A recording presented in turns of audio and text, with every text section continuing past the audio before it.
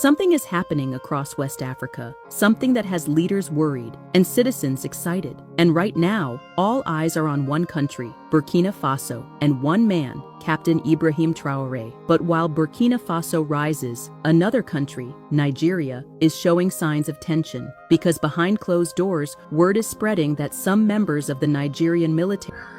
Hello, wonderful followers and subscribers of Holy Ghost, and I hope this video finds you well. In case today is your first time coming across my video, I want to say a big thank you to you for stopping by to watch. I count it privilege to see you here. All right. Now, recently, some top Nigerian military, secretly met with Captain Ibrahim Traore. Okay. Now, somehow, the Nigerian authority get to know. All right. Now, as I speak to you, they are G3. That's the reason why recently there's a clampdown on a media outlet. They must not report anything that have to do with Captain Ibrahim Traore. His success of his administration must not be reported. Editors of newspaper houses have been warned. Okay, but anyway, this video is an amazing one. It's eye-opening, it's deep. Please watch the video to the end. As you watch, kindly give it a thumbs up. Some of you watching this video now, what some people will say, why are they exposing a secret, this and that, this and that? The truth is, even Pablo Escobar, Mr. Klubo, that is the new name I gave him, Mr. Tippin, he's scared of his shadow. You should know that, okay? So, exposing them, they've clamped on media houses not to report about Captain Ibrahim Traore and that, but they cannot ban the reportage on TikTok. They can't ban it on Facebook. They can't ban it on Instagram or YouTube. Do you understand what I'm saying? So we must do our work, all right?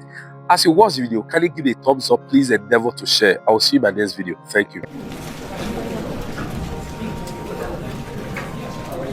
Something is happening across West Africa, something that has leaders worried and citizens excited. And right now, all eyes are on one country, Burkina Faso, and one man, Captain Ibrahim Traore. But while Burkina Faso rises, another country, Nigeria, is showing signs of tension, because behind closed doors, word is spreading that some members of the Nigerian military have met or made contact with Ibrahim Traore. And if that's true, the political elite in Nigeria are right to be nervous, because what's happening in Burkina Faso could inspire the biggest political shakeup Nigeria has seen in decades. And the first sign that something is wrong, the Nigerian government is now reportedly clamping down on media outlets that cover what's happening in Burkina Faso. Why? Because they know one thing. The moment Nigerian soldiers and Nigerian citizens begin to follow the Traore model, the game is over. Let's break it down. Over the past 2 years, Ibrahim Traore has gone from a young, unknown military officer to a global symbol of African resistance. He's kicked out foreign troops, taken control of national resources, cracked down on corruption, and empowered the people of Burkina Faso to rebuild their country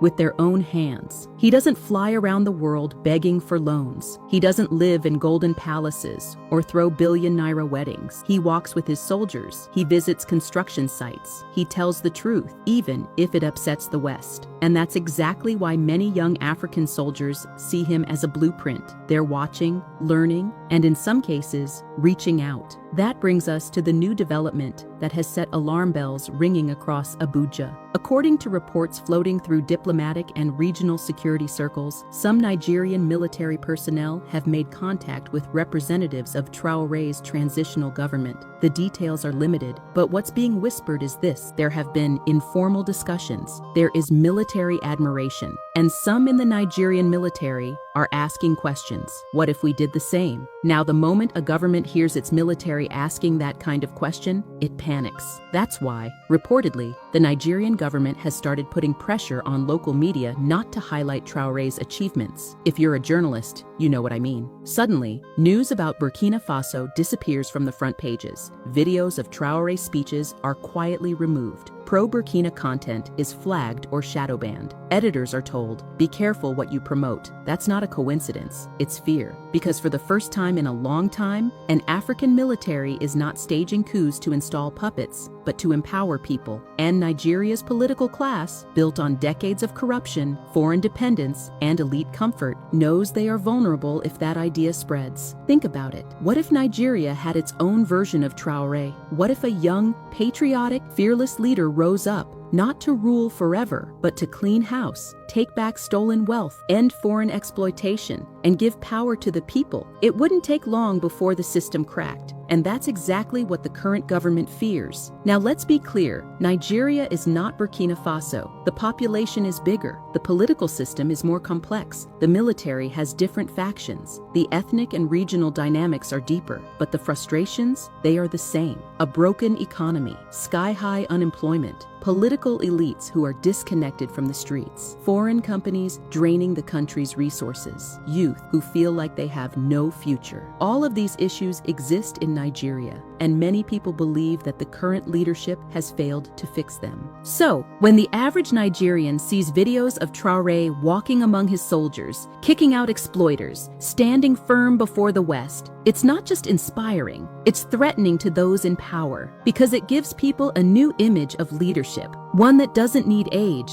or money, or foreign validation, just courage, honesty, and action. That's why the government is working so hard to stop the comparisons, but it might be too late. Across university campuses, on WhatsApp groups, in army barracks, in tea shops and bus parks, people are already talking. The question is no longer, can it happen? It's when. Let's not forget, Nigeria has seen military takeovers before, but what makes this moment different is the motivation. In the past, coups were about power, greed, ego. Today, some of the most talked about military leaders in Africa, like Traore, are talking about justice, anti-colonialism, Pan-Africanism, rebuilding, not looting. That changes everything, because when soldiers feel they're stepping in to protect the people, not just seize power, they gain legitimacy, and that's dangerous for any government that's seen as weak or corrupt. Let's also not ignore how digital media plays into this. 10 years ago, people only knew what their local TV or newspaper told them. Today, even in the smallest villages, people watch Traore's speeches on TikTok. They see Burkinabe youth paving roads. They see community farms being restored. They hear his interviews where he boldly criticizes foreign interference and still holds his ground. This isn't just Burkina Faso's moment. It's becoming a regional awakening. And Nigeria, with its massive youth population, its broken trust in leadership, and its politically aware military, is right in the middle of it.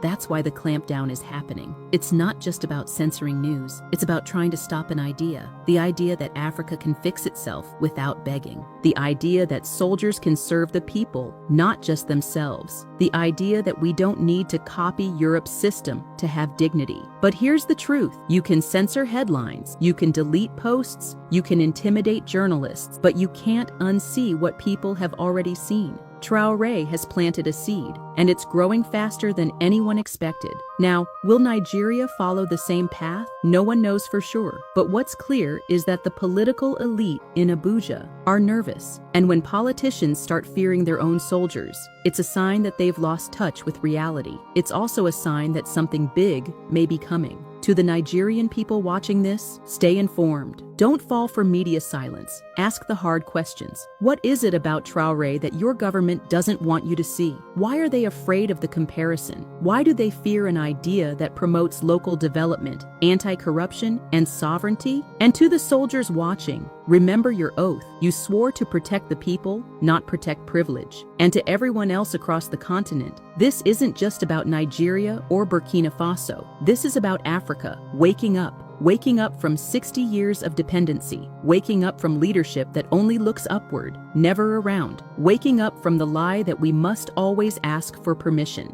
Captain Ibrahim Traore didn't wait for permission, he acted. And now, the echo is spreading. Let's see where it leads. Because one thing is clear, the old system is shaking, and the people, they're paying attention. This is just the beginning. Continue to defend your lands. It is your wealth that interests these people. It is our gold, our minerals that interest them. If not, why come and look for entire villages to take our lands? So we will fight and we will recover our lands. Our wealth belongs to us.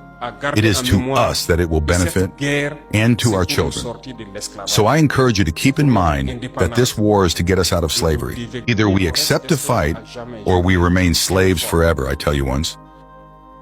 And there are some who are slaves in the head. They can only serve their master. Because each situation can be exploited by these enemies of the nation to try to discourage you, to demotivate you. Those who want to discourage you through writing, you must close your ears and move forward.